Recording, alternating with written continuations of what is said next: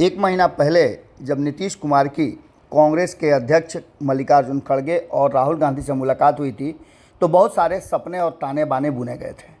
ये बातें साफ नज़र आ रही थी कि कांग्रेस पूरी तरह से अब नीतीश कुमार के पीछे पीछे चलने को तैयार है और उस मीटिंग में बड़ा ही गर्मजोशी के साथ बाहर निकल करके मीडिया के सामने एक तरफ जहां तेजस्वी यादव, वहीं दूसरी तरफ नीतीश कुमार, राहुल गांधी और मल्लिकार्जुन खड़गे ने नीतीश कुमार को अधिकृत किया था। इन सारी बातों के बाद नीतीश कुमार लगातार इस अभियान का हिस्सा थे और घूम घूम करके विपक्ष को एकजुट करने की मुहिम चला रहे थे।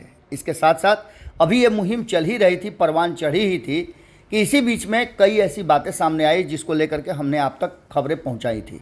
हमने बताया था कि ममता बनर्जी ने इस मुहिम में जो अगली बैठक होनी है उसे दिल्ली या कांग्रेस के साथ न करके सीधे तौर पे बिहार में नीतीश कुमार के जो शासन में राज्य है वहाँ पटना की राजधानी में उसकी बैठक करने की बात कही थी और सलाह दिया था कि ये बैठक दिल्ली न करके पटना में किया जाए, जहाँ विपक्ष एकजुट हो और यहाँ बैठ करके एक अगली स्ट्रेटजी की चर्चा की जाए, कैसे इसको आगे करना है। नीतीश कुमार इसकी तैयारी कर ही रहे थे कि इसी बीच में लालू प्रसाद पटना पहुँचे।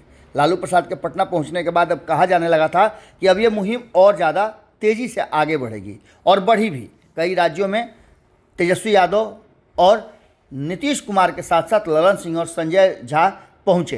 हालांकि इन सारी बातों को लेकर के भी कई सवाल खड़े हुए कि क्या नीतीश कुमार इन्हीं लोगों के साथ घूमेंगे या और भी राज्यों के नेता इन लोगों के साथ मुहिम का हिस्सा होंगे। ऐसा लग रहा था कि ये मुहिम नीतीश कुमार, तेजस्वी यादव, ललन सिंह की है, लेकिन इस मुहिम का सबसे बड़ा असर ये देखने को मिला कि इस मुहिम में लगभग सभी दलों ने अपनी अपनी स्वीकृति दी। कुछ दलों ने इनकार भी कर दिया, जैसे नवीन पटनायक ने साफ कर दिया कि वो किसी भी गठबंधन का हिस्सा नहीं है। इसी बीच में कर्नाटक का चुनाव हुआ और कर्नाटक में कांग्रेस की विक्ट्री हुई।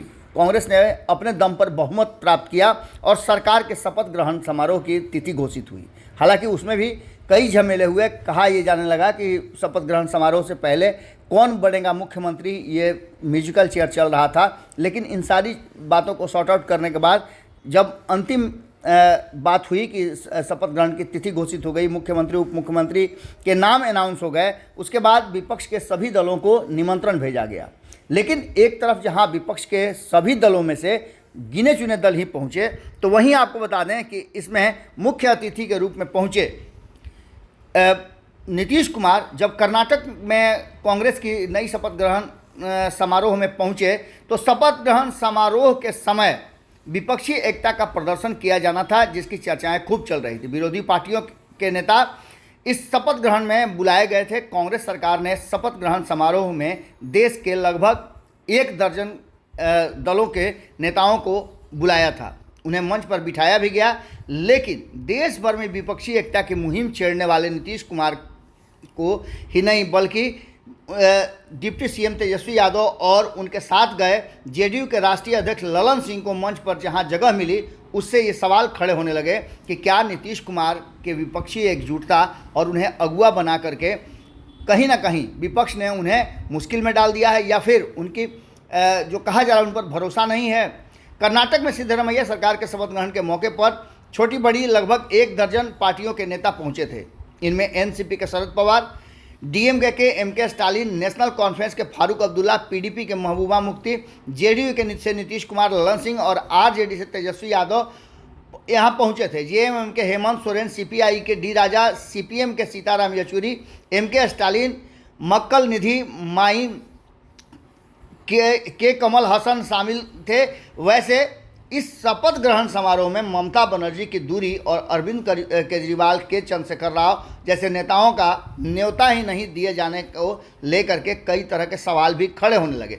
लेकिन इसके बाद जो असल ट्विस्ट आया वो ये था कि विपक्षी पार्टियों के नेता को मंच पर बिठाया गया था, लेकिन विपक्षी एकता के नायक नीतीश कुमार और उनके साथ गए तेजस्वी यादव, ललन सिंह को ऐसी अहमियत नहीं दी गई जैसा उनके साथ दिए जाना चाहिए था और जिस तरह से वो मुहिम को आगे बढ़ा रहे हैं। नीतीश कुमार की कुर्सी राहुल और प्रियंका गांधी के साथ नहीं बल्कि न तो मल्लिकार्जुन खड़गे के साथ थी, बल्कि उनके ठीक बगल में तमिलनाडु के मुख्यमंत्री डीएमके के नेता एमके स्टालिन बैठे थे, तो फिर छत्तीसगढ़ के सीएम भूपेश बघेल बैठे हुए थे।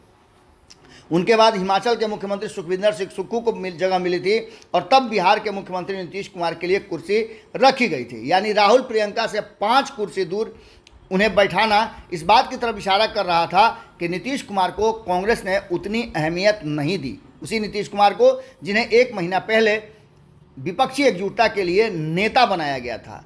आपको बता दें कि मंच पर नीतीश से ज़्यादा तवज्जो तमिलनाडु के सीएम एमके स्टालिन और वहीं गांधी परिवार के ठीक बगल में बैठाया गया था।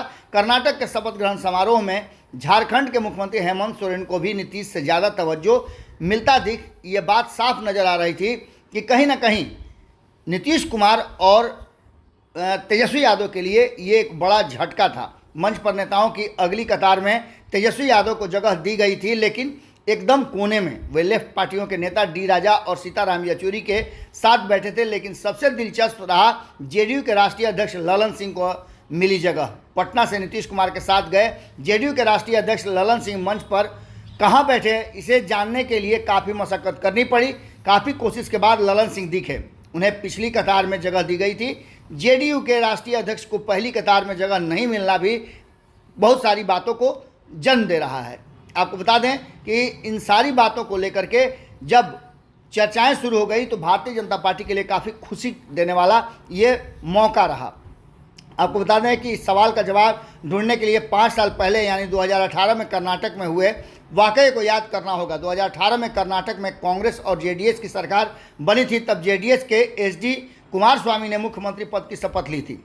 उस समय भी देश भर के विपक्षी नेताओं को जुटाया गया था। अखिलेश यादव से लेकर ममता बनर्जी, मायावती, सीताराम येचुरी, शरद पवार, तेजस्वी यादव, अजीत सिंह जैसे तमाम लोग पहुंचे थे।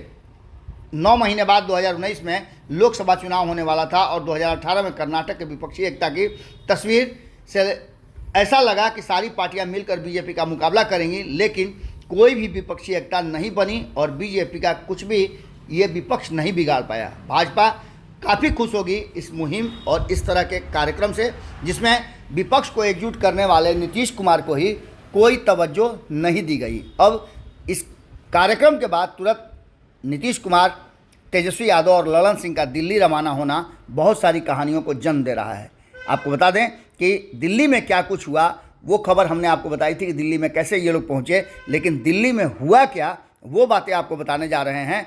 और अगली खबर में हम दिल्ली के साथ साथ अन्य जो चर्चाएं होनी थी है और जिस बात को लेकर के नीतीश और तेजस्वी यादव सीधे कर्नाटक से दिल्ली पहुंच गए बिना कार्यक्रम तय किए हुए, इसका माने क्या है। अगर ये वीडियो पसंद आई और वह बिहार के राजनीति और बिहारियत से सरोकार रखेनी तो सब्सक्राइब बटन दबा के चैनल के सब्सक्राइब कर ली। ओजे एगो घंटी बा, ओकरा बटन दबा देला से कुल सटीक और मारक खबर रुआ मुफ्त में मिल जाई। अगर रुआ पत्रकारिता के हमनी के नया प्रयोग में सहयोग कर चाहतानी तो ज्वाइन बटन दबा दी। पेटीएम नंबर नोट कर ली 9386816700। धन्यवाद।